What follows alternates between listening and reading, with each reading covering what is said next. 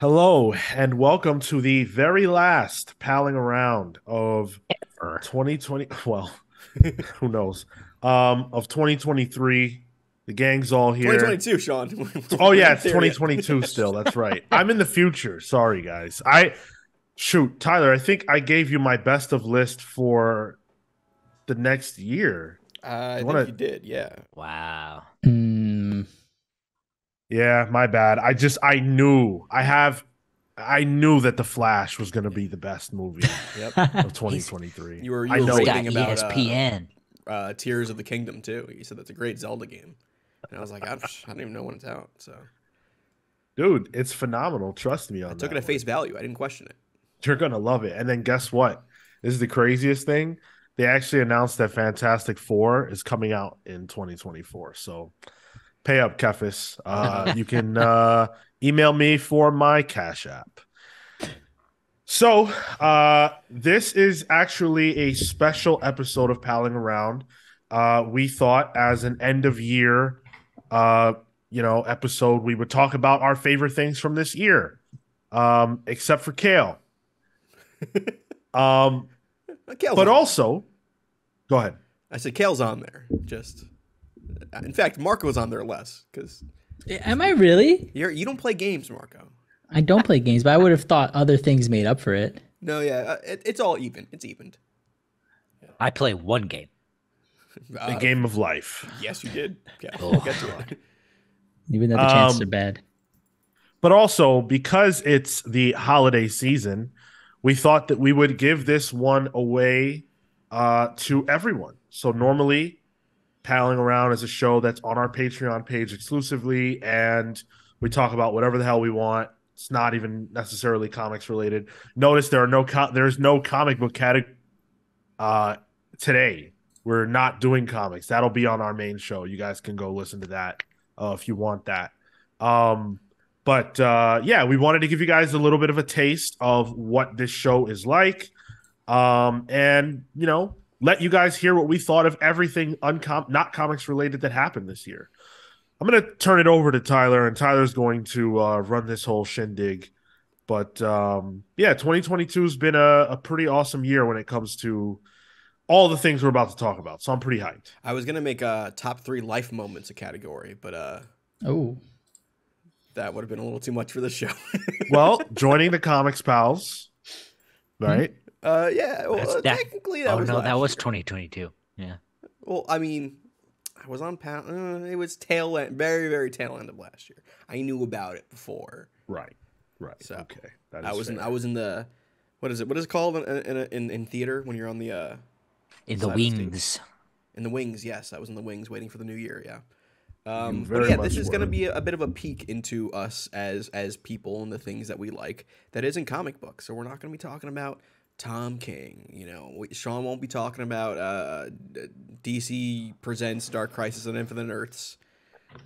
That's this Thursday. Yeah. Well, Jokes today. on you. Well, you're confusing with the timelines already, Sean. Because again, I am in the future. This is true. 2022 is over. Yeah. But yeah, so we're going to be talking about a couple categories here. So movies, music, TV shows, video games, and there's a category just for me and Sean that's wrestlers.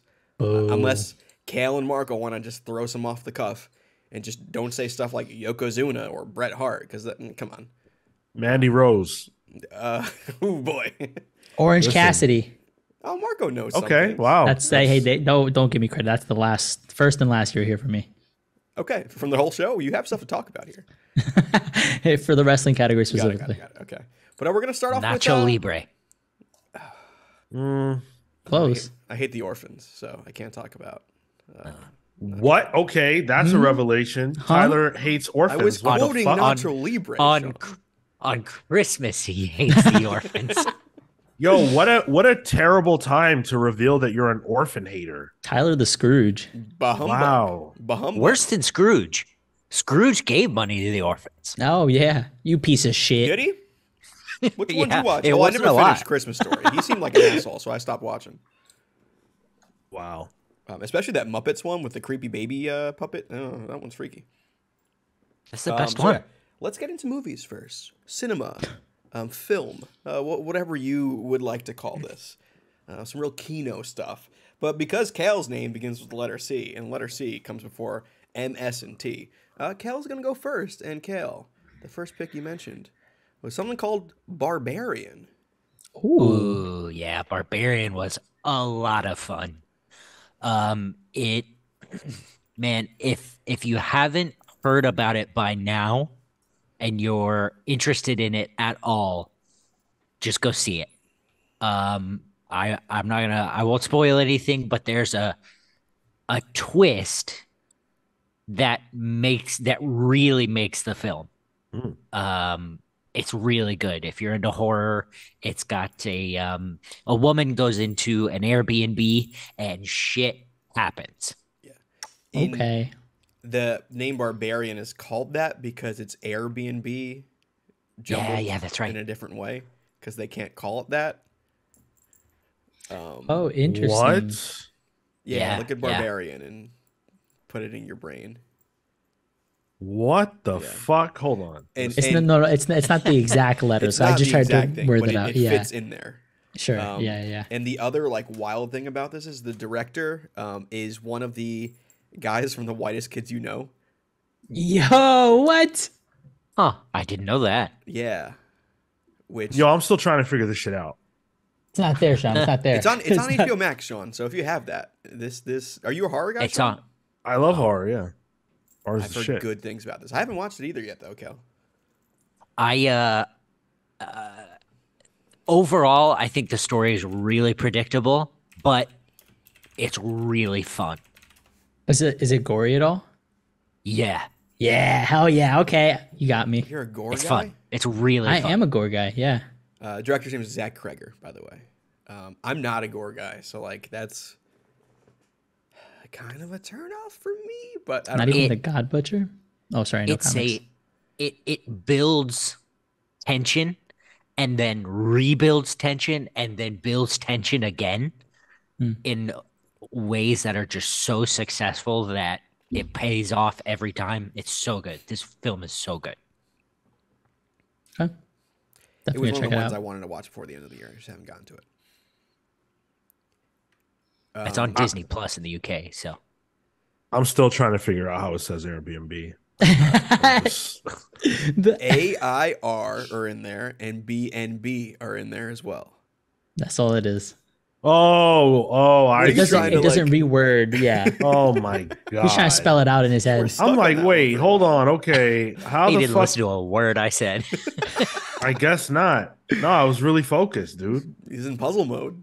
Yeah. But Kale, you also had another pick on here with Sonic 2. It was just called Yo, Sonic when 2, right? When I found out this came out this year, I was hyped. I can't believe this wasn't number one.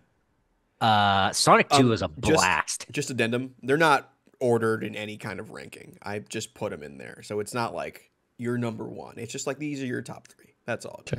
I think Barbarian was my number one. Okay. But Sonic 2 is a blast. We get to see Super Sonic. Couldn't believe that happened. Wow, spoiler, dude. Right? Fucking Shadow's in it too. Wow. Yeah. What? Purposely Yeah. did that now. Wow, that's Yeah. fucking crazy. That was Listen, malicious. This is available for the masses. That means that there are plenty of people right now who are like, wow, thanks, Kale. Fuck you. You ruined Sonic 2 for me.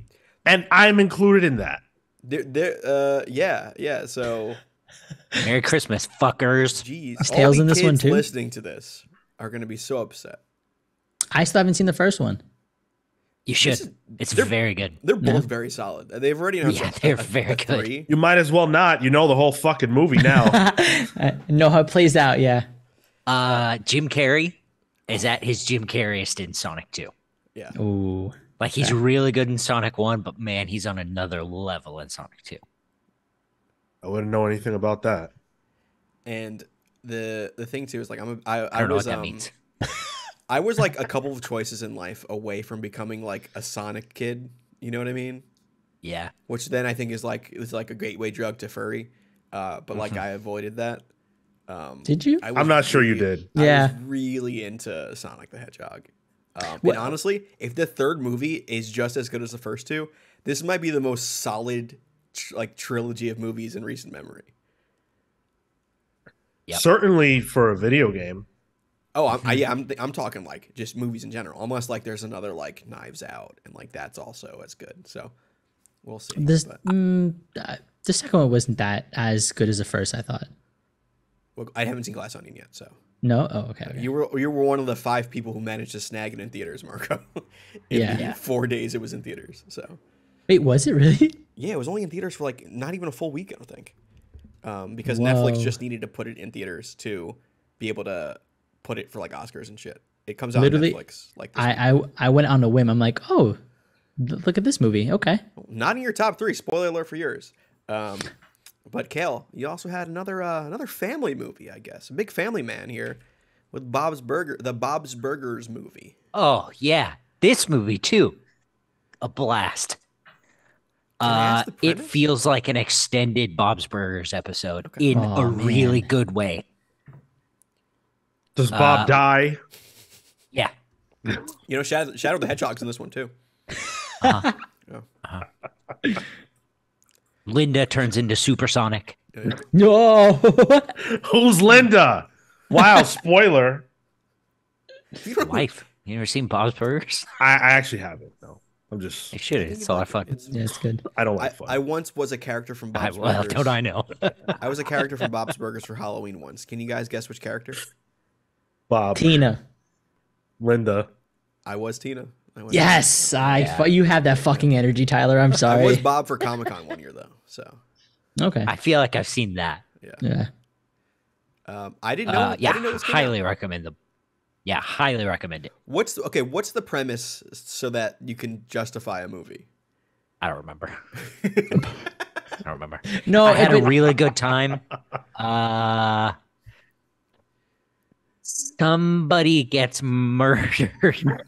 I genuinely, I forgot this came out until I saw it on the 2022 list, and I went, I don't remember anything about this movie, but I know I had a blast. Kale's just vibes for his movies. Yo, that's so funny. I'm a simple man. All right, so let's get into someone else's picks with Marco. Marco, you're up next. What did I pick? And a pick that I think describes you pretty well. Jackass Forever. Yeah.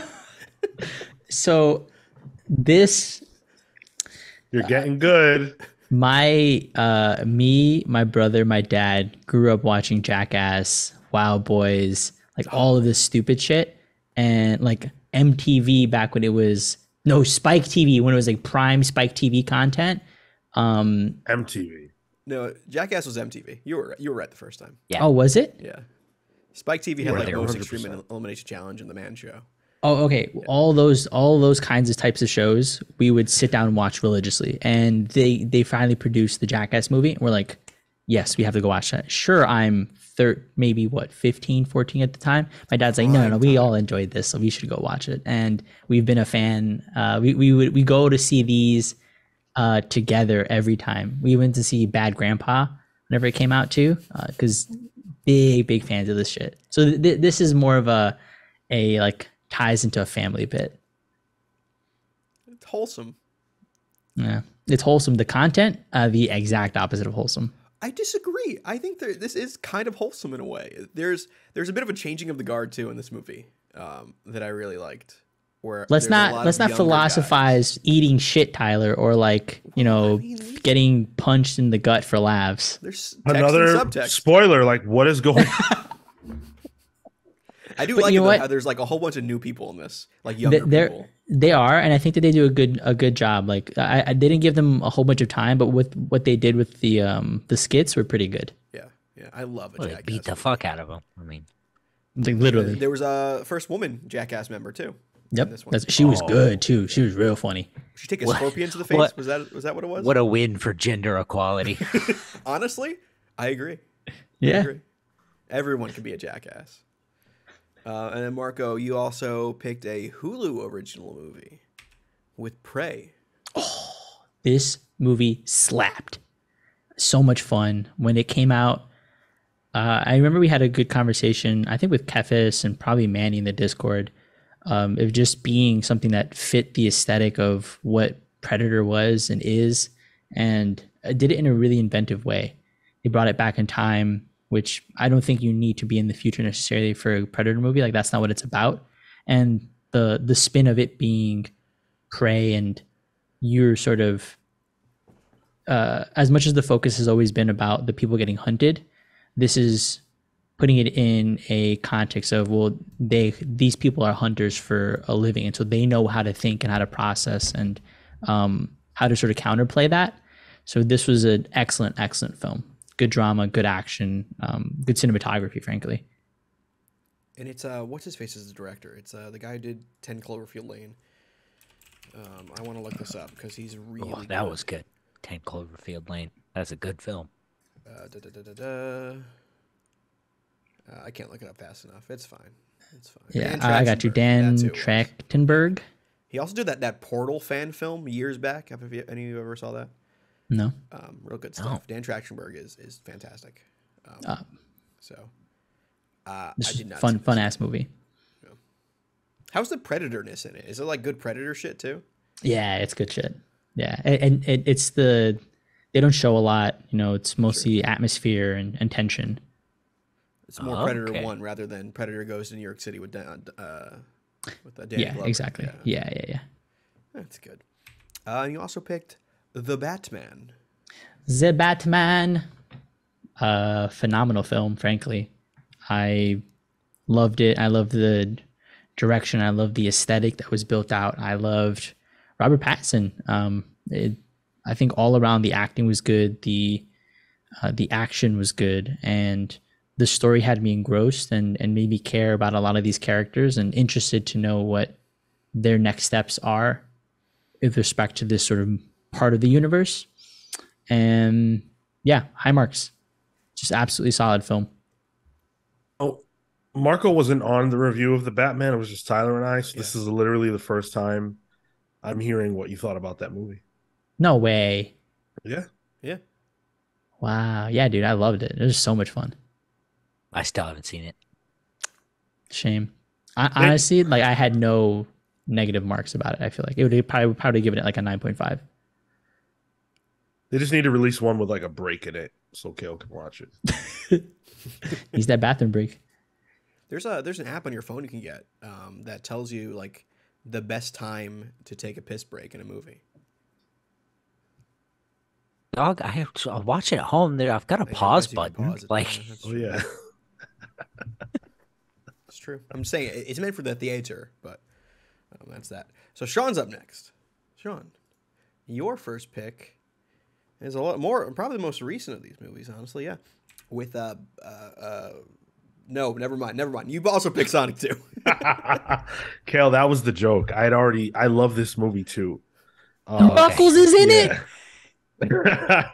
Yes, Sonic 2 was fantastic. I saw the original Sonic with my best friend's kids, and seeing their joy and like how much they loved it, it really impacted me because Sonic was so important to me when I was a kid. Unfortunately, I wasn't able to see this one with them, but it carried over the spirit of the first one, and it took fun about that movie, and it like ratcheted it up. And then if you're a longtime fan of Sonic, like Kale or myself, there's a lot here that you're really gonna like get up for. And then the best part is seeing the younger generation get up for the same stuff. So much fun. And there would be some there was even like there's like a lot of Easter eggs in here too for like Sonic fans. Mm-hmm. Like even at one point Sonic's drowning and they do the music, the drowning music, and I'm like, that's so cool. So yeah, I love this too. But the one I thought was up next was actually Black Panther: Wakanda Forever. Sean. Yes, yeah. This was phenomenal. I really love the way that it managed to address and eulogize not only the character T'Challa, but the man Chadwick Boseman. And I say the man very deliberately because Chadwick was a special human being. Getting Namor and the flip on Namor. Normally, I'm a very traditional comic book fan, but I think they made Namor a more interesting character in the MCU than the comics, and I think that's hard to do. That doesn't happen very often. So I love that part, and I think the story about and all that stuff that happened with that was good. And somehow they managed to still have fun and add some intrigue and some humor to this film. So for me, this was a phenomenal follow up to the original Black Panther, and I'm excited to see where they go next. I believe it's pronounced Namor now, Sean. Yeah, no, that's not going to happen. And then your top pick, and this almost surprised me, but like, no, this tracks. Morbius. Yes, yes, I finally saw it. I saw it in GIF format, Fuck and off. I loved it. And you know what I realized when I got to the like near the end of the movie, and there's the big fight. You guys, if you saw it, you know what I'm talking Yeah, about. yeah. I realized, oh shit, it's Morbin time. Yep. It was Hate it. brilliant. Hate Jared, it. go I ahead. hate this. I think it's one thing I've done is I don't know if you guys know this. You can download videos on the Nintendo 3DS, but you can only do it in 10-minute chunks. Wow. So I put Morbius onto my 3DS, and it's great because you can do it like chapter by chapter almost. Wow. But I just kind of take a break, and then guess what? It's Morbid time. I love it. I might do that. No, Kel, what are you, like one of those kids at the 100 Gex show recording the show with your 3DS? Yeah, you know me. Yep. I know exactly what that is. Yep. Dude, That was my a brother totally- used to have porn on his PSP. Oh, that's the PlayStation porn. Oh, who Everyone hasn't? knows We're about all that. kids I mean, I once. never had one, but That's a coming of age for people my age. Coming for Sean was sure. lying. Oh His my actual best pick is Batman. yes, the Batman. Yeah. yes, the Batman was absolutely incredible.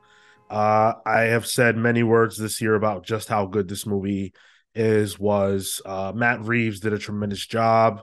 I can't believe I'm saying this, but Robert Pattinson's Batman is one of my favorites, and I've long since gotten over the idea of not giving these actors a chance. We all were wrong with Heath Ledger. And since then, I never prejudge, but Robert Pattinson knocked it out of the park. Zoe Kravitz, I mean, just everybody. This is a phenomenal movie.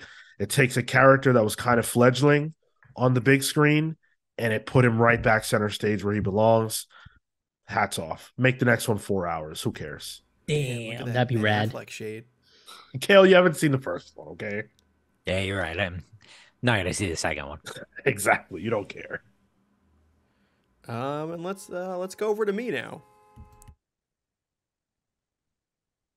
One No, second, let's skip you. There's a bus just honking its horn out here, so I'm trying to mute myself during it. But he's like stuck because the car won't move. Whatever. Okay, he's moving now. Some Let's go to bus my driver first out there. pick. Oh, it's Tyler's turn. My first pick is Everything, Everywhere, All at Once. I knew it. I've heard Yeah. good things. This is a phenomenal movie. It's funny because the whole idea of like the multiverse is such a current thing. Like that is just in the lexicon of society at this zeitgeist. point. This changes it and does something really, really fun with it. It has performances by Michelle Yeoh, who's like our main character. Who like it's really a movie about an older mom, which is it's great. Hey, like Hollywood doesn't ever fucking make those roles anymore, let alone make it like an action role as well. Jamie Lee Curtis is in it too, and like she purposely like wants to just like be herself, so she's just like an older woman, and she does some crazy shit in this. Ki Kwan from Indiana Jones kind of makes his acting Goonies. return in this. Who he hadn't acted in decades, I believe. Decades. Yeah. Yep. Because just roles dried up for him, and this kind of came in, and he took it, and now he's like getting nominated for shit. Like he's fantastic. He's gonna be in Loki now. Like this was kind of like his renaissance. It's a beautiful movie. I can't think of anything else to say about it. It's good. There's Rakakuni. Like that doesn't mean anything to you if you haven't seen the movie, but you should see the movie and know what that means. There's hot dog fingers in it. There's a lot of stuff. Everything bagels. Is this interesting, you, Sean? Go ahead and just keep selling it that way. Sean, do you have a Blu-ray player? Dry cleaning. Do I to have a what? A Blu-ray player. Yes. All right, I got it on Blu-ray. I'm gonna let you borrow it. Oh yes, I would like that. It's a Thank you. very good movie. Did any of you guys see it, Kale? I saw it. Yeah. Yeah, good stuff. Good stuff. My second one was Top Gun Maverick. So, to my great surprise, this might be my favorite movie of the year, Mm. which is wild because I never saw Top Gun. So like I don't even have that as like the like the fandom coming into it. I was like, oh, Top Gun, those are those shirts they sell at Walmart for dads. But like I never actually watched the movie. But seeing this in theaters was a real experience. Like the fighter jets were all filmed in the cockpit, and all the actors learned how to fly them. Like it was all What? done practically. Tom Cruise made sure they all learned. Like Miles Teller learned how to fly a fighter jet. So like the actual G force that they're getting is real. It is a realistic movie. Wild. Like I think Miles Teller was filming so much that he got sick, and the doctor was like, "Yeah, you have jet fuel in your veins, like from being in the cockpit too much." And he told Tom Cruise that, and Tom Cruise is like, "Yeah, that's just me 24/7." Like so Tom Cruise was just in it. It's really good. It's super like. It's kind of wholesome in a way. Like Tom Cruise is like he's playing an older version of Tom Cruise who like is visibly older but still batshit insane, and that's who the character is. I loved every single moment of this movie. I thought it was great. And it's a strong recommend. It's even like you don't need to see Top Gun to understand this one and watch this one and appreciate this one. There's no plot to Top Gun. Yeah, it's yeah. There might be in Maverick, but there's not in the original. Like Maverick's thing is here's a mission. We're not even telling you who the bad guys are. Let's do the mission. That's the plot. Sure, there's interpersonal conflict and stuff, but like you get all of it in the movie. And Miles Teller, who traditionally I find to be essentially cardboard, he was enjoyable in this. Like I think he played well with it. And then like the accompanying like press that Tom Cruise gave for this was just as fun. So I'm ready for this. I'm ready for Mission Impossible, the next one. That should be a fucking ride. Can't wait. Was that Mission Impossible like 7? I don't even know anymore. 9. Another Tom Cruise movie. And then my other one is Nope. Was it good? So out of all the movies that kind of made me like think after it, like to have me really chew on it, Nope was one of them. This was Jordan Peele's movie with Daniel Kaluuya, Keke Palmer, honey, that's Keke Palmer, and Stephen Yeun. This was a lot of fun. I don't think it really like lit people up like Get Out did. Like the zeitgeist didn't really affect it in that way.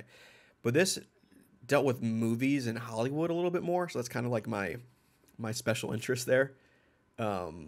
And it really plays on that. There's some like Keke Palmer is fantastic. Like that Rogue fan casting, make it happen. But I loved everything about this, and I think it pays to. You can see a trailer about this, but as long as you don't really know what the movie's about, once you discover what the movie's about and it clicks, you're like, oh, okay, this is really good.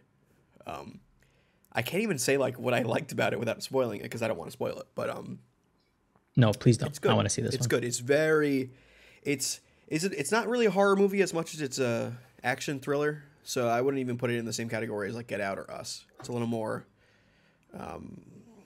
force of nature action in a way. It's great. Yeah, I loved everything about it. I came out of the theater and I was like, all right, what did this mean? What did that mean? Like the exact opposite of Top Gun, where Top Gun I was like, yeah, I'm just high as shit off of the adrenaline in this movie. This was like, all right, let me sit down and think about it. And that's why I enjoyed it. But those are our top movies of the year. Want to talk about some music? Let's get it. Kale, Yes, you're going sir. to start us off. Even though we're recording on a Tuesday, you're going to talk about The Weeknd. Well yeah, done.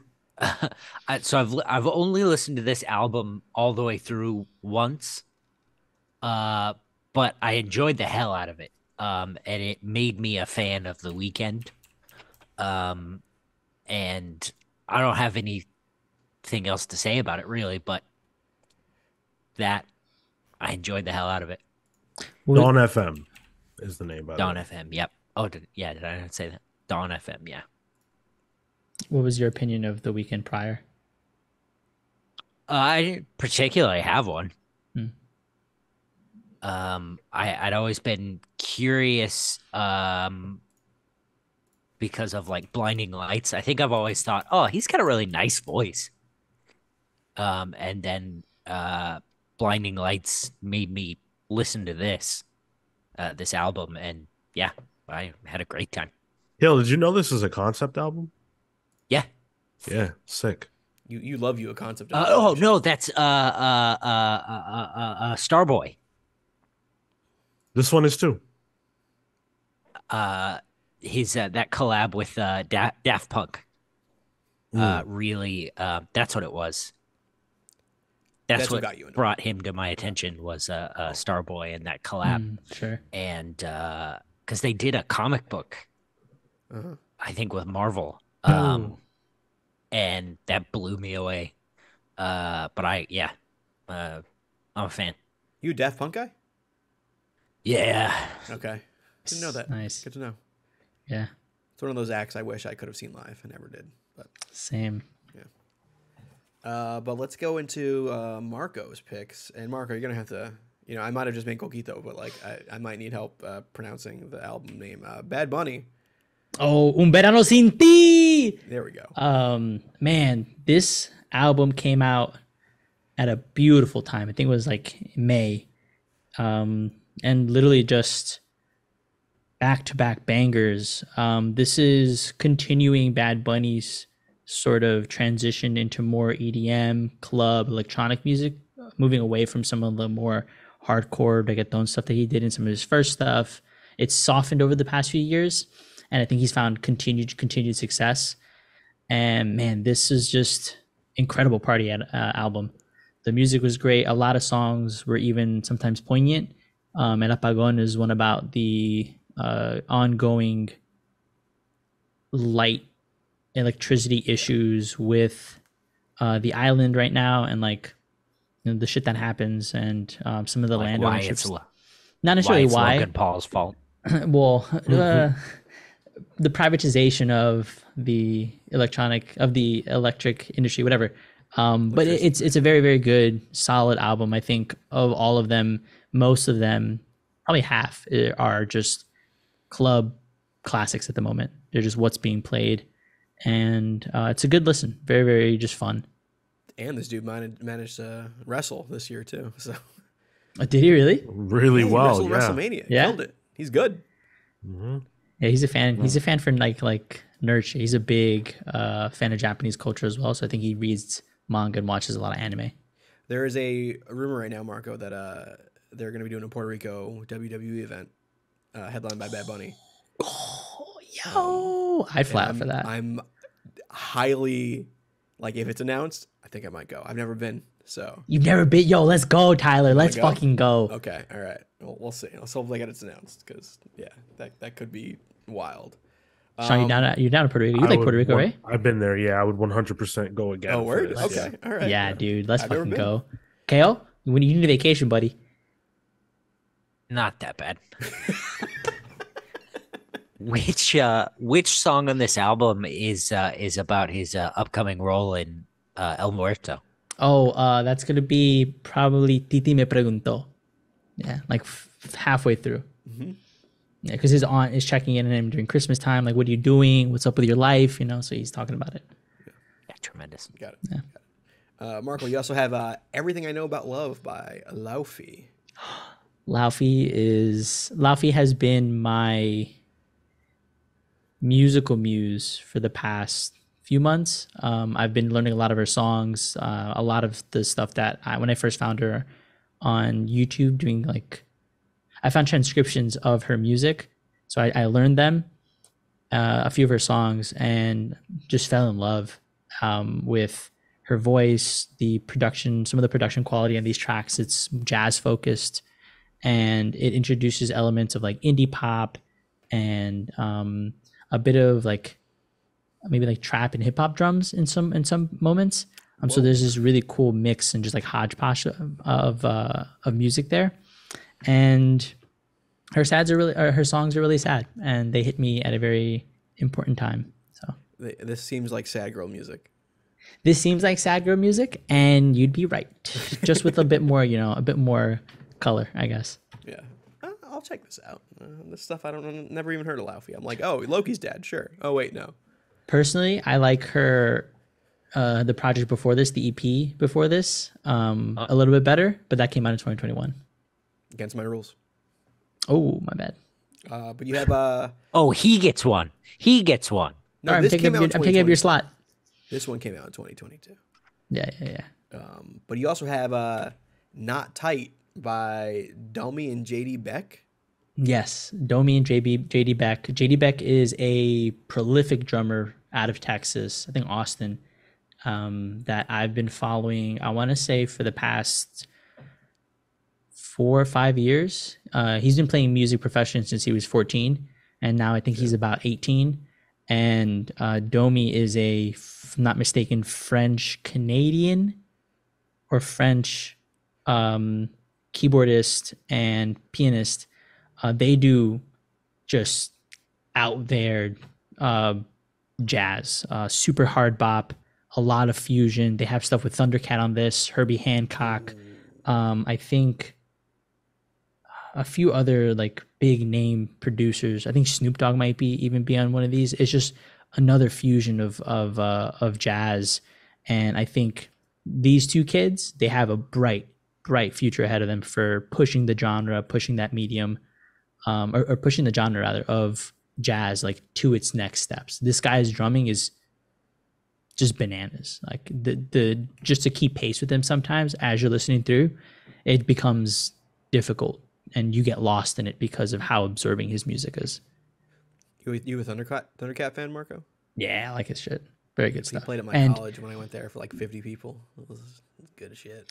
and like he's like as much as he does a lot of collaborations with like producers and Or hip Star hop Wars. people, when it comes to his musical knowledge, unmatched. Like he adds a lot of depth to the I guess the harmonies that get laid down here with his bass. Phenomenal. All right, let's pass it over to Mr. Sean here with Spirit Box's Rotoscope. Yeah, so Spirit Box is my favorite band of the last 10 years. They are metal, some prog, stuff like that. But they really flip the script on all those genres, and just do something so distinct and special.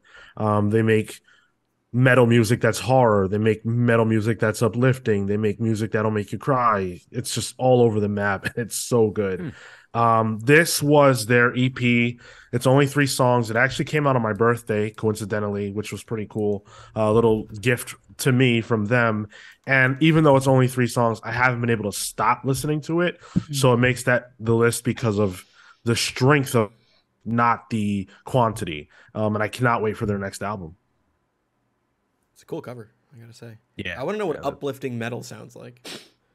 Listen to I'm blanking on the name right now. I will give you the name in a moment. Okay, all right. I can't believe I'm blanking. The most uplifting metal I could think of was Herman Lee's interview of him in Dragon Force, talking about his guitar solos. But I think most people have a misconception about metal that it's dark, but it's not. no, it's all content.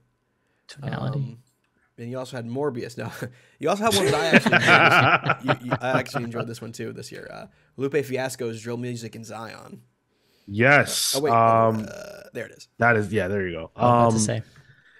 So Lupe Fiasco is an artist who has fallen off the map for most people. I think if you asked most people like Yeah. what has Lupe done in the last 10 years, they would say they don't know. And quietly he's had in my opinion, the better half of his career now. The music is just tremendous, and this was yet another banger. The last 3 albums he's released have been exceptional. This one is tighter, it's more concise, but it's also more personal. Lupe delves into his feelings about the rash of rapper deaths over the last 10 years. I mean, rapper deaths have been happening since forever, but it's been particularly bad, and he deals with that. And just talking about his place in the industry and the state of it and things like that. So if you're a Lupe Fiasco fan, it's more to love. If you're not, I think or if you're a lapsed Lupe fan, this is the most accessible music he's put Yeah. out in the last 10 years. That's also good. So high marks for that. And then Tyler, to answer your question about uplifting metal, listen to the song "Everything's Eventual" by Spirit Box. I think it's very uplifting, but Okay. it does manage to be a metal song. It's a female singer, which sometimes people love, but sometimes they don't. I'm into that. Yeah. And you also had Good to yeah, go ahead, Marco. sorry, I just good to hear that this is an album you feel like is good for Labs fans because I haven't gone back like the Droga stuff. Yeah. I've it felt like just not penetrable for me for some reason, as opposed to like food and liquor. So I can probably go back to this then. I definitely think this is more closely tied to that stuff, to the earlier, more accessible material. Especially if you're curious about the man himself and his Mm, opinions rather than some big high concept. Because the last several albums steps that if you don't know what he's talking about, you get lost in the waves. yeah, for sure. Cool. Yeah, I picked this up. I started listening to this after I think I was listening to the Grapsody podcast, and they mentioned like this is like Lupe return to form again. So it's good stuff. And then you also picked Mr. Morale and the Big Steppers by Kendrick. Yes, yes. And so first of all, an incredible album. This album was a breath of fresh air. It's got unique and different sounds. Rap has been plagued by basically the same sound, the same trap beats for the last few years, and Kendrick never wanted to follow the trend. Gave us something different with this, which was, of course, appreciated. It's maybe his most personal album yet. It deals with some very heavy stuff, super vulnerable on the part of Kendrick. He talks about his relationship, having a child, his place in the world, deep stuff, especially if you're black. Like, you listen to this and he's talking about things that hit your soul. So it's hard to listen to. It doesn't get a lot of plays by me, but it was definitely the best album of the year for me in terms of how it impacted me. Tyler, Go ahead. this album, of course, has to be on your list, right? It's Given even the though it inspired a game we did on the show because of the Big Steppers. You know, I wasn't right. gonna bring it up, but you're going there. I was gonna let an episode go by without me talking about feet. But thanks. It's not on my list, but I'm surprised because there are steppers on the cover. it doesn't matter. Oh, okay. I mean, once you see the covers of the other ones I picked, you might understand. But No. should we just go to me now? Yeah, It's yours. So my first pick is "Crash" by Charlie XCX. To, I guess, solidify my bi wife energy. Like during the pandemic, I got really into Charlie XCX. How I'm feeling now, I think, came out in the middle of it.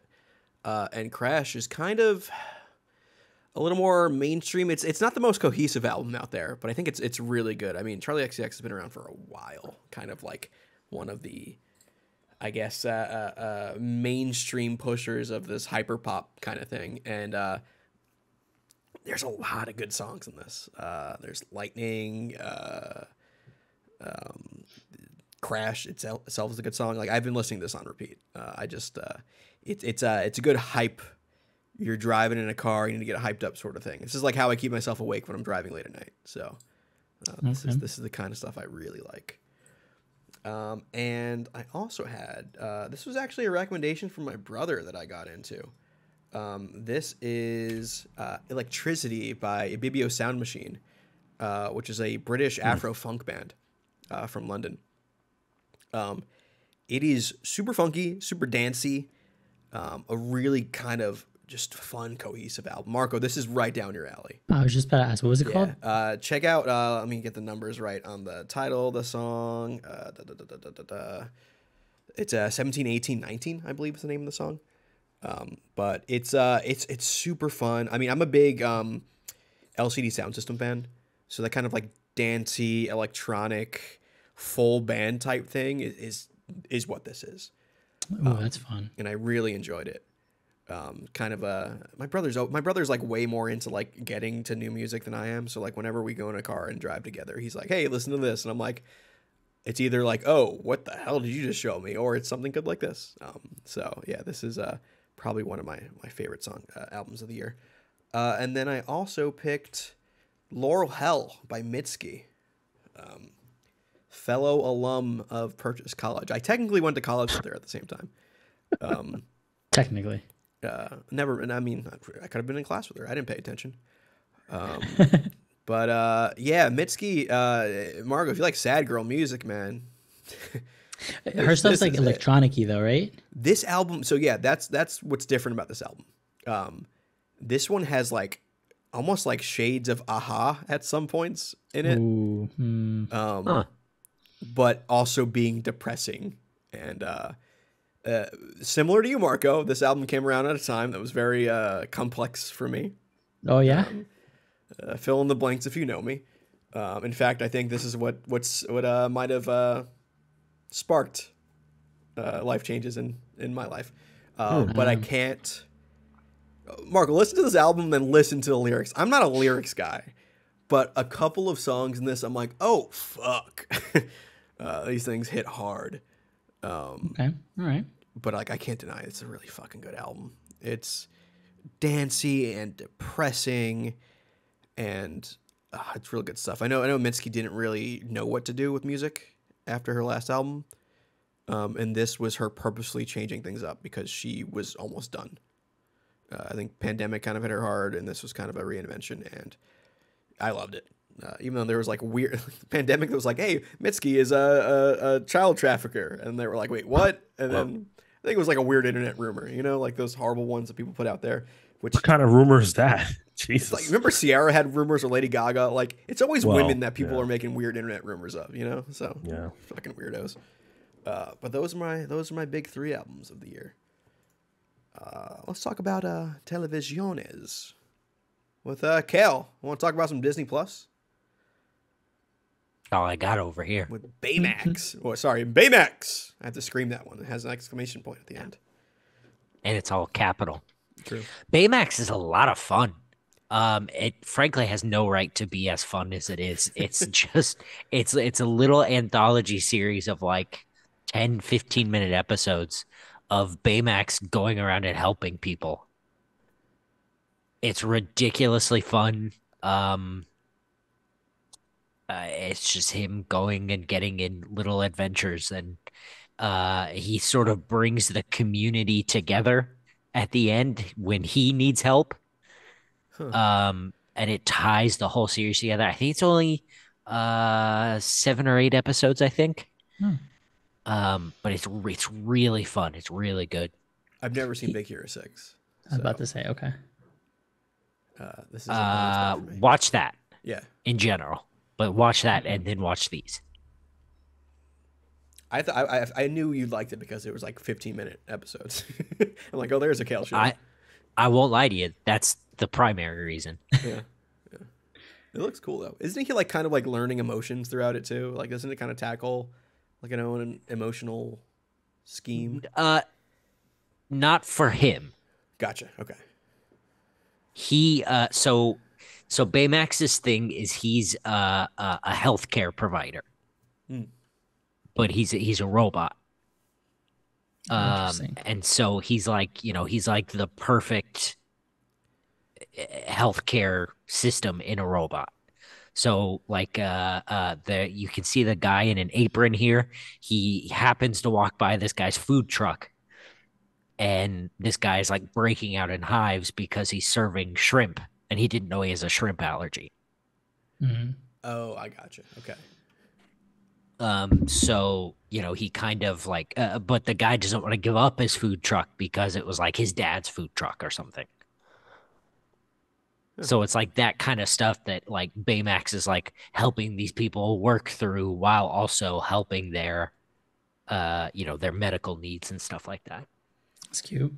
And you also had a show on here that I did not know about, but once I saw the poster with the cast of the After Party is insane. Oh, this show is cool. So it's a murder mystery, uh, told all told from the perspectives of everyone that the people who are being interviewed, the witnesses and the suspects. Hmm. But each episode is like a different genre of film. Oh, So the first episode is it's a rom-com, all framed around this murder, and like the second episode is framed as like a Fast and the Furious style episode with a completely different character, a completely different look at the events of the evening. Uh, Wow. Ben Ben Schwartz is in it. This Nice. third Dave time in this Franco. list. Yeah, Dave Franco plays the guy who's killed. It's great. It's got Lana Glazer from Broad City and Sam Richardson Yeah. in it, and Sam Richardson is a gem. Oh, man, I don't have Apple TV Plus, but it's kind of my gem. I got the 3 month trial because I I had had that this too, I have it. computer, and there's a lot of stuff on there. Did it come Ted with your Lasso is iMac? supposed to be good. Yeah. Nice. All right, cool. And then you also had one that almost made my list, and I'm glad you put it on here. Star Trek: Strange New Worlds. Oh, So, New Trek is very hit or miss. yep. I was very down on Discovery until the second season when Captain Pike shows up. Anson Mount is Captain Christopher Pike, who canonically is the guy who was the captain of the Enterprise before Kirk.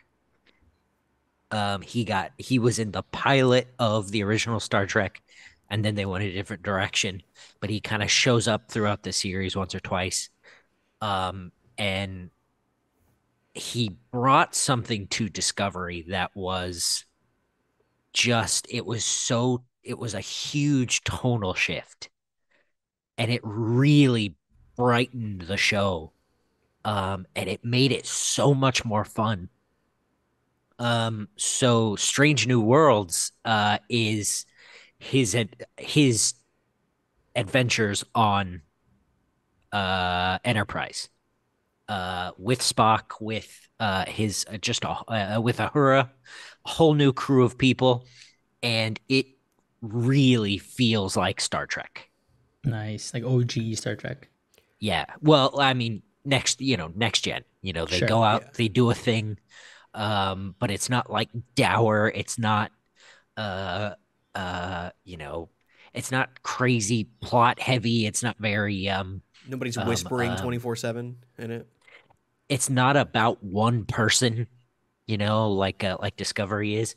The recent episode I watched, Spock and his fiance accidentally switch bodies because they're having marriage trouble or whatever. And it was like, what the fuck? Okay. Yeah. Like Is that's a it- next gen plot if I've ever heard one. Is this animated? No. No. You're thinking Oh, of Lower okay. Decks, I think.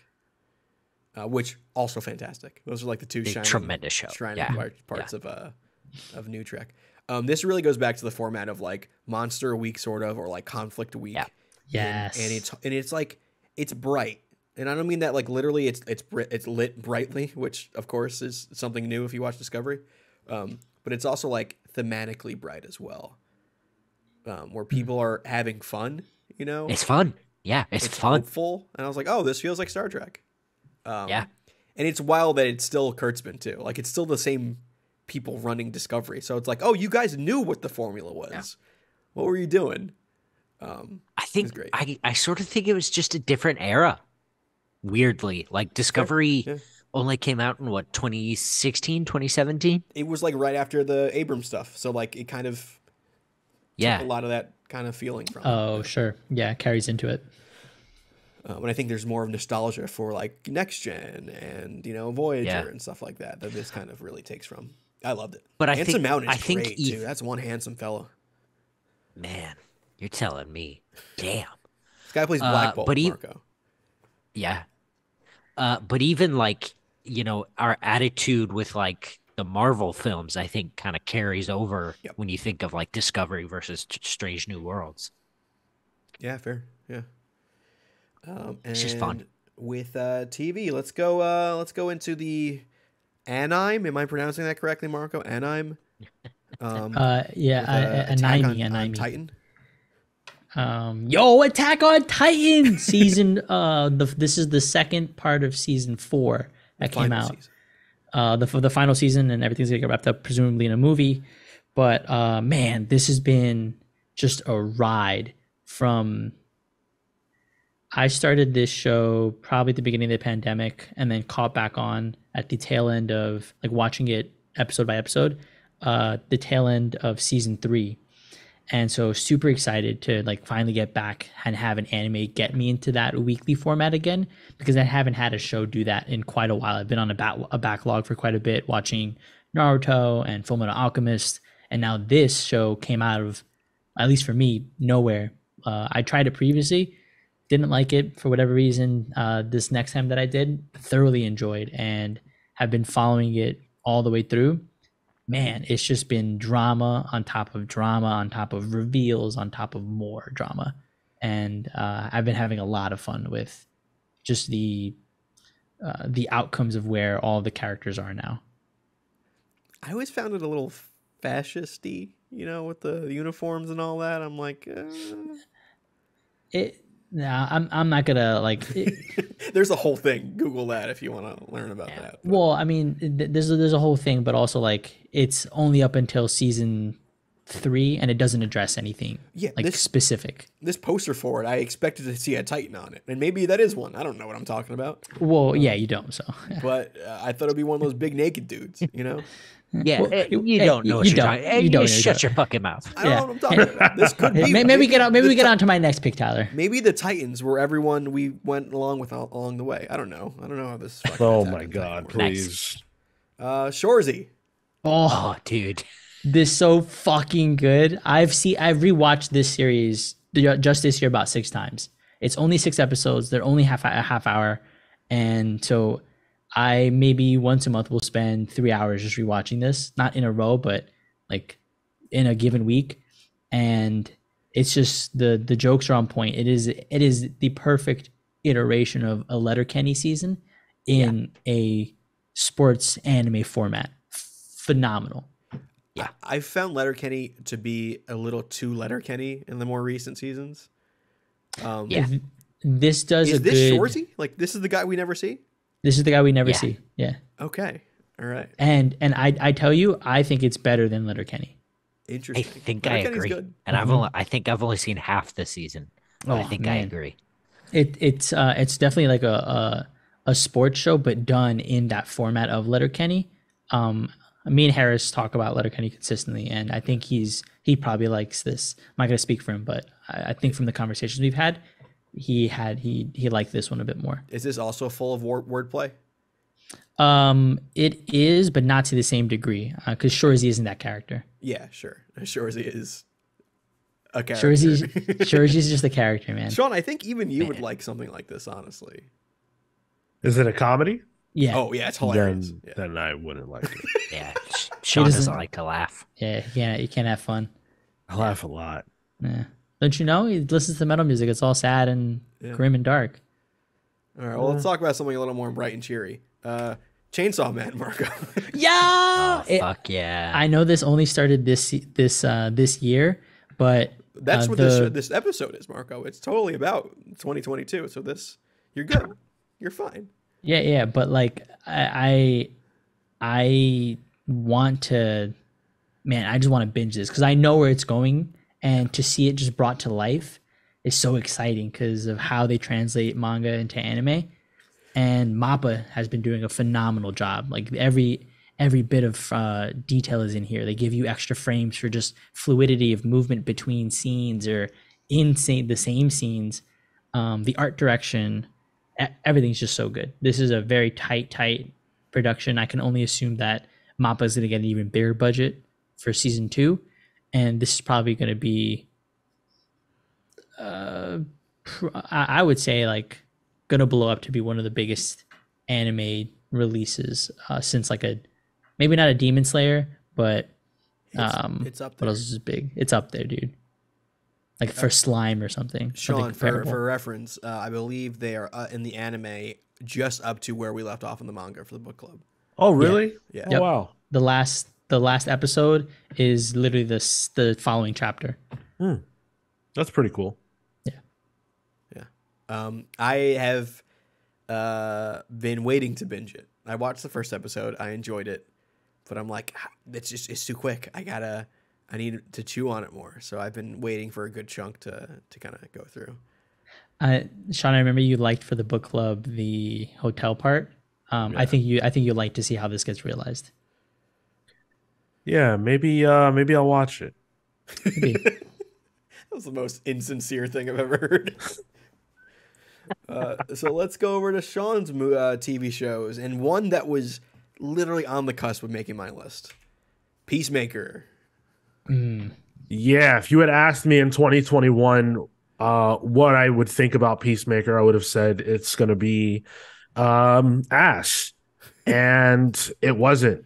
It wasn't. It was actually really good. You know, I feel like I was caught off guard by how good it is, because it managed to be, you know, funny and stuff, but also very personal and poignant, and had some interesting things to say, some fun characters, and some cool cameos. I think it's everything that you would want from a DC show about a character that you otherwise don't care about on any level.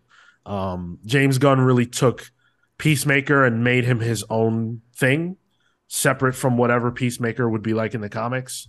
And I think that's kind of cool. So yeah, this was a great ride. What do you think of the opening credits? Did you watch? You Hated watched it. them every. Hated what? it. Oh, dude. I can't stand it. I skipped it every time. I had to watch it every time. It was so No, good. not every time. Maybe the first time. No, then no, you're no. like, I get every it. time, and then I would do the dance You didn't do the damn dance. in the privacy of my own home. Who knows? Okay, I challenge you to record that and put that out there. No, it's in the privacy of my own home for a reason. It's just for me. In his underwear. All right. Tidy whities. Sean, another comic book property, but this one a little different with Miss Marvel. Yeah, another one that I mean, I was pretty sure I would like Miss Marvel, but the degree to which I couldn't have said. I think I picked Moon Knight on my like book show I would love the most. And I was completely wrong because I hated that. Miss Marvel was really just a breath of fresh air in the sense that none of the Marvel content is really focused on young people at all. And, you know, it was nice to see that.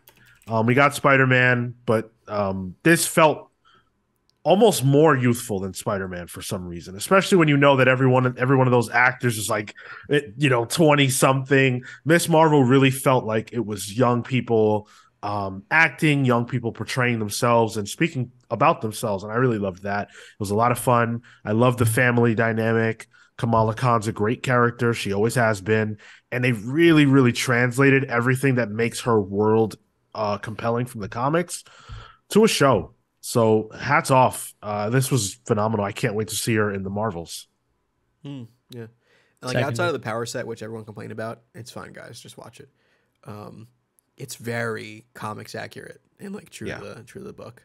Even the costume. The power set thing, though, that really rubbed me the wrong way. Even after watching it? Yeah, absolutely. Okay.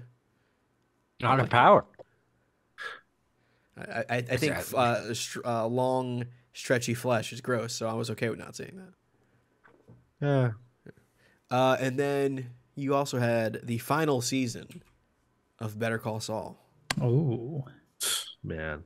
You talk about a spinoff that really was based on nothing. Like, it was just, hey, Saul's fun. Yeah. Let's do a show. Based on charisma. And, sorry? Just based on Odenkirk's charisma, really. Yeah, exactly. And they made it into something that's arguably as special and as interesting as what it spun out of. Breaking Bad's great, but Better Call Saul focuses on the smaller characters from the wider Breaking Bad universe and makes them into people that you care about. Bob Odenkirk's a phenomenal actor, and yeah, he gets front billing, but everybody on this show was fantastic. It's really rare that you get a show that has such great acting from episode to episode and that manages to be smart, funny, heartbreaking, compelling, and just make you feel so many things. This was a special show that I'm sad to see end, but I'm really glad that it ended so well. It really, really did. And this is the part where I say I never watched Breaking Bad, just because I have to get it out of my system. Oh God. I want to watch this, Sean. I'm a huge fan of Breaking Bad, and I haven't seen it in a few years, so I might do a rewatch and then go into this. I can't say though. I'm not saying that Better Call Saul is a better show, but if someone said that to me, I would say, yeah, sure, okay. I wouldn't argue that. Marco, I did watch the first season of Better Call Saul. It is very good. Yeah. Let's hop over to my stuff. My first pick is a show called The Rehearsal. It was an HBO original series. If you are familiar with the comedian Nathan Fielder, he did Nathan For You. It was a Comedy Central show. This is him unhinged. I don't know how to describe the show without really spoiling it, but essentially is Nathan wants to help people kind of get through things in their life. I can give you the synopsis of the first episode. There's this guy from New York City who does bar trivia, and he has this secret that he's been trying to get off his chest. This is all real people, by the way, Sean. He told his bar trivia partner, who like he kind of has a crush on and stuff, that he has a master's. So she would be sending him all of these, job applications for people who are looking for people with masters. But his secret was he never actually had his master's. He lied. And the whole premise of the show is that Nathan recreates the situation in which he would be telling her he doesn't have his master's with actors and a whole set of a recreation of the bar they go to. So that this guy can rehearse it over and over again so he's comfortable with finally coming out with that news.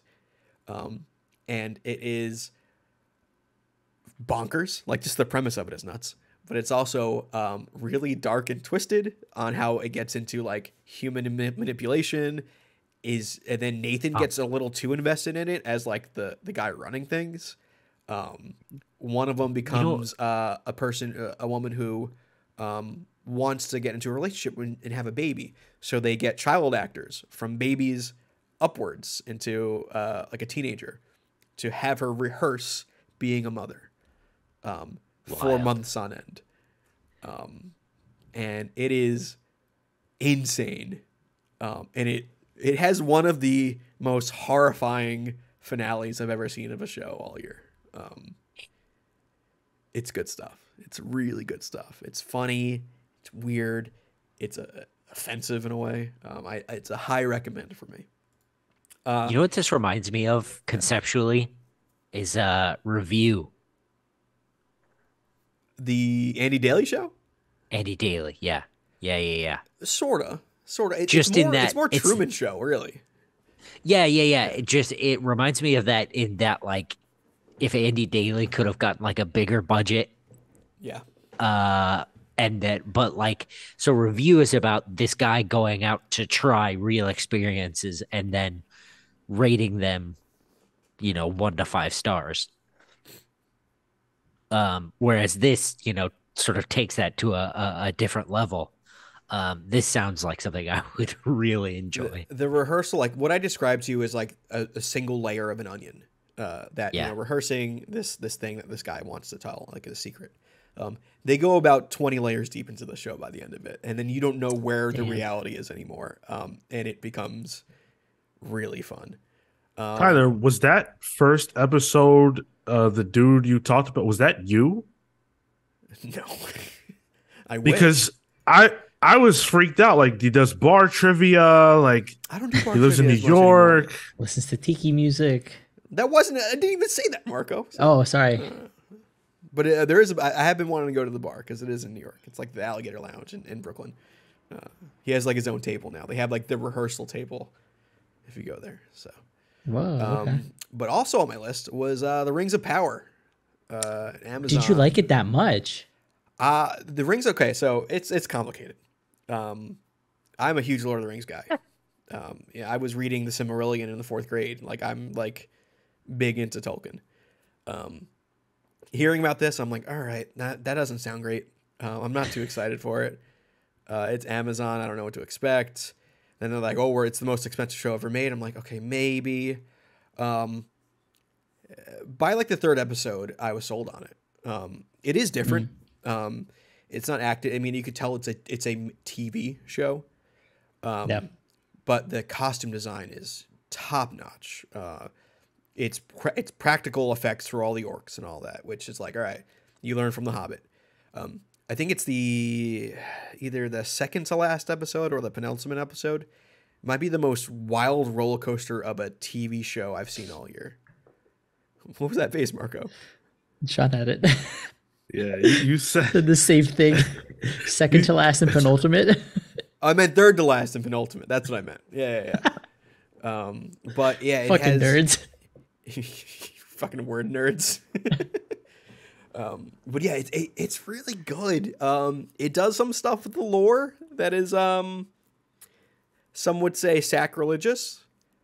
But I had a lot of fun with it, and I probably won't be seeing another episode of it for another 3 years because production on it takes forever.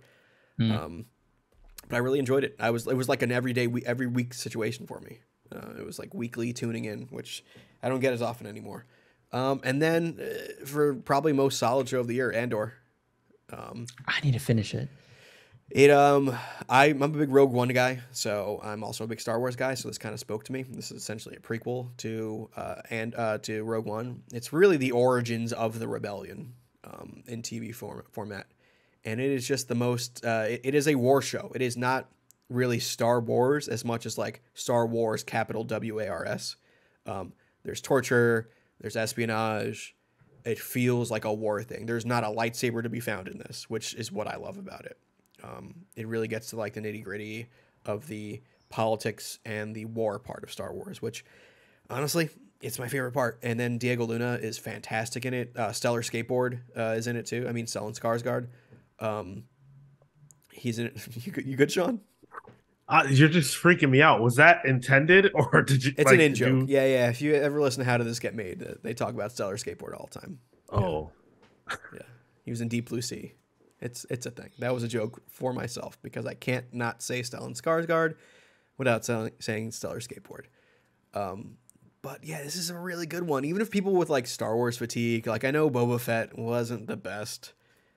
Check this out. Do yourself a favor. It's just really good all the way. Some good Mon Mothma too. But yeah, you wanna sold talk- me. Well, let's talk about some video games with Kale's Pokemon block. Yeah. Pokemon Violet. You know, Pokemon Violet, with as bad a release as it is, I have to give it a lot of credit. It's a lot of fun. Me and It Kel played together. truly, yeah, it truly feels like a Pokemon experience, like what it really should be.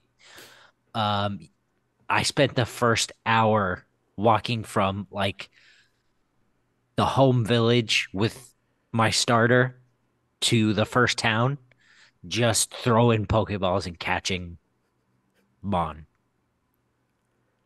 It was just, man, it was just fun. And it's an open world. It encourages exploration in the same way that, Breath of the Wild did. Just at a that lower it- frame rate. Yeah, that said, the bugs and the issues are pretty unforgivable. It's just like they had gold in their hands and they just let it go. It's a very solid skeleton on this. It's better than a skeleton. Yeah. Like yeah. it's somebody with the screaming musculature of an almost perfectly formed body just walking around screaming. Like it's so close. So how does This- that compare to your other pick, Kale, with Pokemon Legends Arceus? I struggle with Arceus because I think it it tried a lot of things, semi-successfully. I think, and don't get me wrong, I think it's a better game than Pokemon Violet. Uh, but it's it does have its own bugs. I think it gets caught in its own trappings. Um, I don't know. I just didn't have as much fun with it Oh, as this is your it best seems like of. everybody else did. Sorry? This is your best of, and you're like, oh, I didn't have that much fun with this one. I only played 3 games. Okay, well, this is Kale's of list. It's that's not to say I didn't have a good time. Yeah. It is the proto Pokemon Violet, and you can really feel that. But I think Arceus got the better end of the stick when maybe they should have diverted more resources into Violet. Or maybe this is what they wanted to do, you know? But I think the thing with both of these games is it feels like more time should have been developed for both of them. And what about the other one, which is a late 2021 pick, but Snuck it in there. threatened me. So Pokemon Brilliant Now- Diamond is on here. It was this or Pokemon Black. So, the reason this is like the top of my list is because it is actually like a well put together remake that does exactly what it says on the tin. It was fun. The sprites look good. The overworld chibi thing is like, whatever, you get used to it. But it's just, it's a perfectly run Pokemon game. I can't ask for any more than that on the Switch. Well, I don't know how many runs Sean had in his first pick, but what'd you think of TMNT Shredder's Revenge? Yo, this game was fun as fuck. It is. Yeah. This is such a good game. 2020, I was anchored gaming wise by Streets of Rage 4, which was made by the same company that made this. It is another retro beat 'em up revival game that basically just lets you do everything that those games couldn't because they were made on Sega. You know what I mean? Like, it lets you play with so many different characters. April O'Neil is in it, and she's awesome. Like, you get to play as Splinter, Casey Jones. I think it's up to 6 players. So you and all your friends can play. Like, we could play. It's long, so there's tons of levels and bosses and so much content. It's a Teenage Mutant Ninja Turtle fans' wet dream. Like, it's everything you could want in a $40 package. I spent, a month on it, and I had an absolutely phenomenal time. You playing on PlayStation, Sean? Yes. Yeah. I will say it's also on Xbox Game Pass if you have Xbox. So There you go. good. Put it to the as Switch, well. and maybe we'll talk. It's not my biggest gripe with this game is that it's not cross platform, Oh, cross. that is cross brutal. device. which doesn't make sense in this day and age, but it's whatever. On Steam? Soundtrack on it is really good. Oh yeah, Do you know if it's on Steam? Steam? It's on Steam, yeah. But if you have PC or if you have can you get Game Pass on your Steam Deck? Maybe Don't I know. can. Yeah. it's a cheaper route if you're down the line. And then you also had Marvel Snap, Sean. What? Oh, sorry. I was playing a game of Marvel Snap. My bad. This is the most addicting game of 2022. It won Mobile Game of the Year at the Game Awards for good reason. It is a very solid game. Like, mobile games typically feel like it's as little power put into the game part as possible and as much resource to the milk you dry part. Monetization. Yeah, exactly. And this game's monetization is not as bad as I've seen it. It's rough. The progression doesn't feel great, but the core gameplay is absolutely phenomenal. It's a very quick, fast-paced card game that really, is easy to learn, hard to master type thing. So a person of any kind of skill level can jump in and play. It's very, very fun. If you love Marvel, it's got almost everybody you can think of, and then room to add more fun characters down the line. And it's got awesome variants. If you love, you're seeing like, hey, you can get Chibi Wolverine or, pixelated Green Goblin or actual covers from the comics as cards, like Emma Frost from that run from the 2000s. There's so much here. It's very fun. I think there's no reason not to give it a shot. It's a great game. The craziest card I found in the game is Uncle Ben. Not yet, actually in the game, but Yeah, I've seen it in the, I guess, yes. data mining.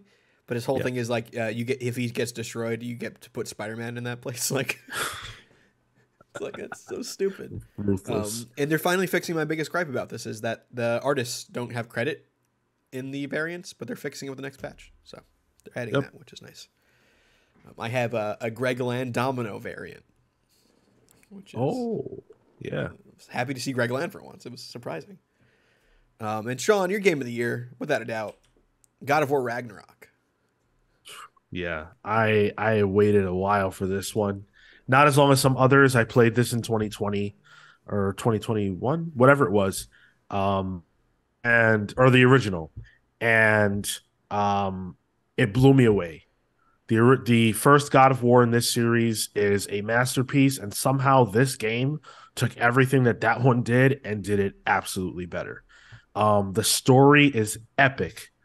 If you don't know about God of War, basically Kratos is the main character. He's got a son, and it's their journey in the Nine Realms. It takes place within Norse mythology, and so it has Thor, it has Odin, it has Loki, but none of the characters that are presented in the ways that you would be familiar with them. So an easy one that's not a spoiler at all. Obviously, we all know Thor as the, blonde golden Avenger from Marvel movies and comics. Thor here is actually a fat redhead dude. Yeah. And it threw a lot of people off guard, but he's such a badass. Odin is like a mob boss, presented completely differently than you would expect. It flips all that mythology on its head, and it gives you an engrossing world that I spent dozens of hours in over the last 2 months. I can't get enough. I beat it, and I'm sad because I want to play more. It's phenomenal. The story is amazing. It will make you cry, I guarantee you. Fathers, be ready to lose it when you play this game. It's such a father and son game. And I learned a lot from it myself about vengeance and, righteous killing and why that's not good. It's very much an anti-revenge story, which I love. That type of stuff hits me hard. This is a 10 out of 10 game. It's a 20 out of 10 game. If you have the means and access, just play it. Just play it. Friend of the show, Matt Murphy, had to put this down because he had issues with the theme that you just talked about. But what were his issues with the theme? Father dynamics. Okay. But I guess I can talk about my game of the year. I will get to God of War. It's unlike my holiday thing, but one of my games I'm going to talk about might be putting a damper in that. You and I are going to have to swap because your game of the year. I think it's your game of the year. You really, Sean? You want to get back into that? Oh, wait, that's your game of the year? No, never mind. I'm joking. My game of the year is Elden Ring. Okay, Which, if you had told me this a year ago, I would have said you're fucking stupid. I'm not a Dark Souls guy. I'm not a Souls-like kind of player. They never interested me. I'm like, why would I want to just beat my head against this boss for hours on end? That does play not World seem of Warcraft. What the fuck, Sean? I'm not a mythic raider like you. Okay, we wiped 4 times. All right, let's go get something to eat. That's true. This game was it seemed like a masochism, the fantasy game. I wasn't really into it. Even the aesthetic too was not. It's this gothic dark aesthetic. I'm like, all right, I've been to a back of a Hot Topic. I'm fine. Oh yeah. But I gave Elden Ring I got suckered into the hype of Elden Ring, And holy shit, this game was fun as hell because it was so antithetical to like what I expect in a game. I expect a quest log. I expect a map that shows me where I need to go. This has none of that. You literally have to remember what's going on. You need to remember what the quests are. You need to remember what this thing was supposed to do. There was no hand holding in this at all. How you know you're in the wrong area is you get killed. You're like, oh, that thing was too strong for me. That's how you know you're in the wrong spot. So you go the other way. There are times where I got teleported to like an area that's like 20 levels above me, and I couldn't get out of there unless I fought my way through. And like, yeah, I was fucking batting my head against the wall. And it was fun, which was wild to me. It really lets you kind of play any kind of play style you want. You could be like a caster that runs away and just shoots beams at people. I went like full on Guts from Berserk, and I went like two-hander giant sword. And that's how I played. That's how I play anything. That's why I play Warrior and you know, the next game we'll talk about. But I loved this game. Yeah, I might even pick up like Demon Souls. You know, like I might pick up the next From Software game, which is like a total 180 from what I expected, you know, previously. My other pick is World of Warcraft Dragonflight. Total breath. Yeah, I know. Real surprise, Marco. Total breath of fresh air for me. This brought the adventure and the kind of world building and just like sense of mystery back into Warcraft. The past couple of years has been so bogged down by its own plot and the weight of it all that it's just been dreary and not fun. Like this is like, oh, let's explore a new land and meet new people and learn new things. Like it's kind of happy in a way. It feels like the best parts of like Mists of Pandaria mixed with Lich King, you know, going to Northrend for the first time. Like there's a lot of, I mean, there's even Tuskarr, Sean. There's a whole Tuskarr area. That has a boat that goes to Northrend. Like it's wow. Yeah. The boat that goes to Northrend. They introduced dragon riding, which is a new mechanic that the Lich King. Yeah. Previously flying was just like you just use your keys and you fly. Now it's very active. Like they gamified transport in this, which is something that sounds like, oh yeah, it's a video game. Why don't you gamify things? Yeah, that makes sense. But it's actually in the game and it's fun. Like when I want to go somewhere, I have fun going there now. As opposed to before, I'd hold on to the num lock key and I'd walk away for a minute, you know? Wait, gamifies it. I'm having my whole guild is back. Like we're having fun again, and it's I'm about to raid in like 20 minutes, so it's fun. And then my other pick was actually one of Cal's picks with Pokemon Legends Arceus, and I will say 2 reasons. This is going to be controversial, but kind of a very boiled down Pokedex is why I like this. It was not this huge, we're at 1,000 now, Pokemon. Yeah. It was like a solid, 300 maybe? Yeah. Like high 200s. I caught them all. First time in a game I ever did it. And it encourages you to do it too. Yeah. The Pokédex is real good. And then the catching mechanics, like the fact that you don't actually have to battle and you could sneak up behind a Pokemon and just throw a ball at it and catch it was like me living my Ash Ketchum fantasy. Like it felt like Pokemon to me. And honestly, like I know the way these games are developed where like this necessarily was probably developed at the same time Scarlet and Violet was. Like I'm excited to see what the next game will be because I think it'll take a lot more from this, especially the catching mechanic. So I am excited for the future. But like this also had like my favorite Pokemon in it. I had Gliscor, I had a Toxicroak, you know. I like poison types. That's my thing. Toxic. Sean, you want to finish out the show with our picks on some Razzlin'? Yeah, why not? Why not? Might as well team up since the other 2 jokers don't know a thing about what goes on in a squared circle. Marco already talked about his favorite wrestler. He picked Bad Bunny earlier on. That's true. Yeah. Bad Bunny, Orange Cassidy. I got one more. The Rock. Oh, you mean Black Adam? No more. We'll talk about that. That's right. Yeah. Bianca Belair, Sean. Yes. So I went with Bianca for a couple of reasons. So number one, Bianca Belair has really been working hard to improve her presentation, to improve her in-ring work overall, which has been cool to see. She's come a long way. I think she's really talented. And she's also kind of getting bigger as a star in general. And WWE has finally realized what they have and they're just going in that direction. This has been the year of Bianca Belair in a lot of ways, from her match at WrestleMania with Becky Lynch, which was one of my top, if not my top matches of that particular night. I thought it was just fantastic. Those two women tore the house down. And everything she's been doing since. She's had a pretty solid run, not the best opponents, but what she's done, the stuff with Damage Control, the ladder match with Bayley, she's been phenomenal. And I cannot wait to see what 2023 brings for Bianca once we have Charlotte back, who she can have stellar matches with.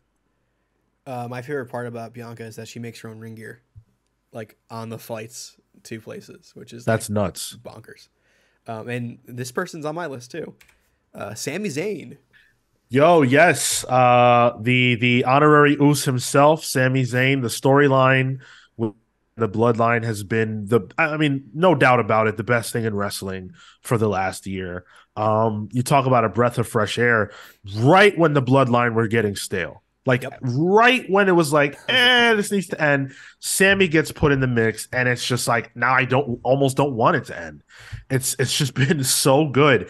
And then not only is he the most entertaining wrestler on the roster, he's also one of the best in ring.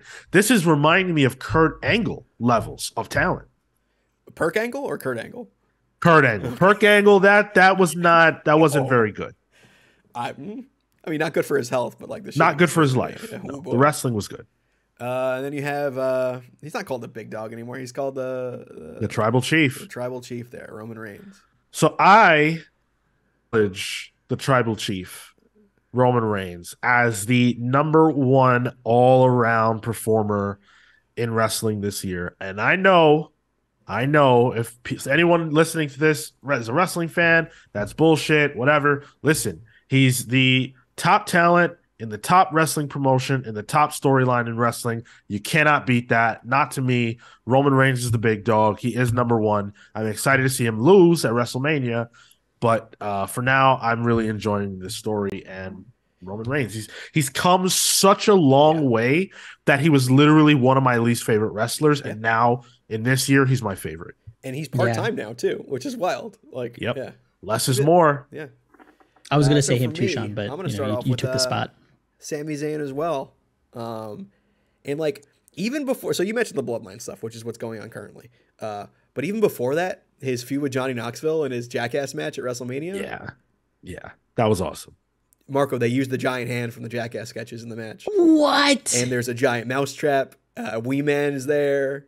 It felt like a Smash Brothers fight in wrestling. On. Yeah. Like items on. Yeah, it was insane. How can I watch this? I can find it for you. It's honestly a fantastic match. So he had a whole feud with Johnny Knoxville and then goes into like this other storyline. Like his year is like wildly different, but like so good. Yeah, this is good stuff. I also had my boy Gunter on here, formerly known as Walter. Hey. This guy does not put on a bad match. For the uninitiated, his whole thing is like the ring is sacred. It's it used to be called a Ringkampf back in the Indies, but it is Imperium now is his stable. And he's the ring general. He's like, the ring's sacred. We take things seriously here. I will slap the shit out of you. And his match with Sheamus, possibly match of the year. His match with Ricochet a week ago, fantastic. This guy does not stop putting on good matches. And also, like, this dude got his physique up insanely. Like, I saw this guy wrestling in a church basement, 4 years ago.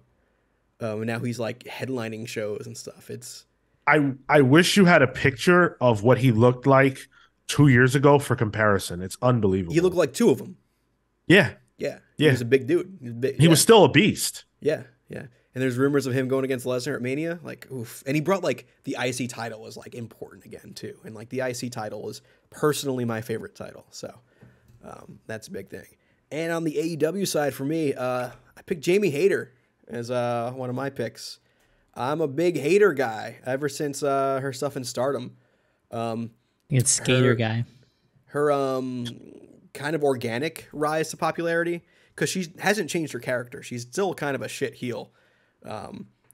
but the crowd has just slowly gotten behind her, even though she's kind of an asshole still. But just seeing her organic rise and like the way the crowd just wanted her to win and they pulled the trigger on her at the right time, really nice to see. The crowd wants her to win, or the crowd wants to be behind her because the crowd wants to see her behind. Real good wordplay there. Sean. See her losing? Why would they ever want to see her losing? So innocent, so innocent. She's good. She's good. This is why Marco would like wrestling too. And also, like, the stuff with Toni Storm was great. I mean, the whole fact that it was an interim title, I have other issues with that. But Jamie Hayter, I'm a fan. So those are wrestlers. And honestly, that's our show. That's our year. Kale, who's your favorite wrestler? Nacho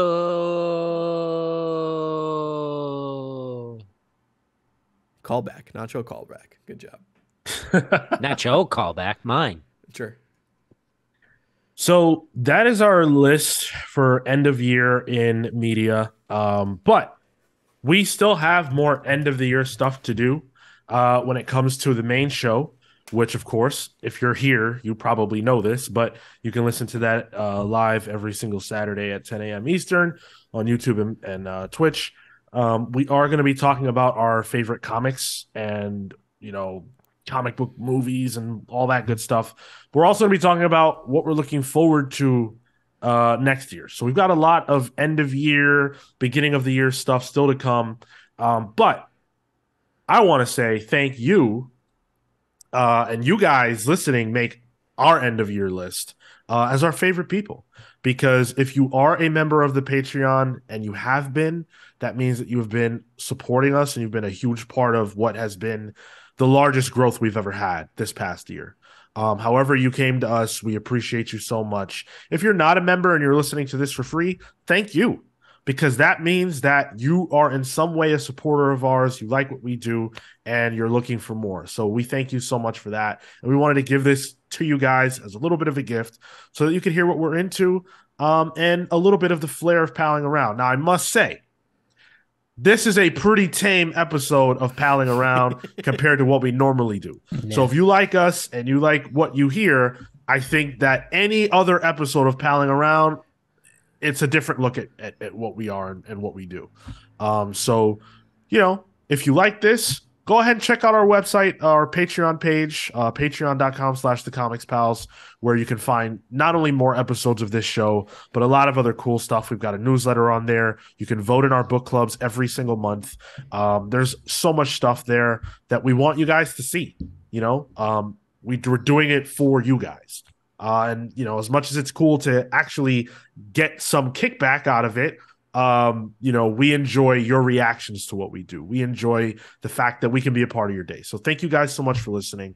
We appreciate it. On behalf of the rest of the guys, I am Sean saying happy holidays, happy new year, and we will see you guys next time.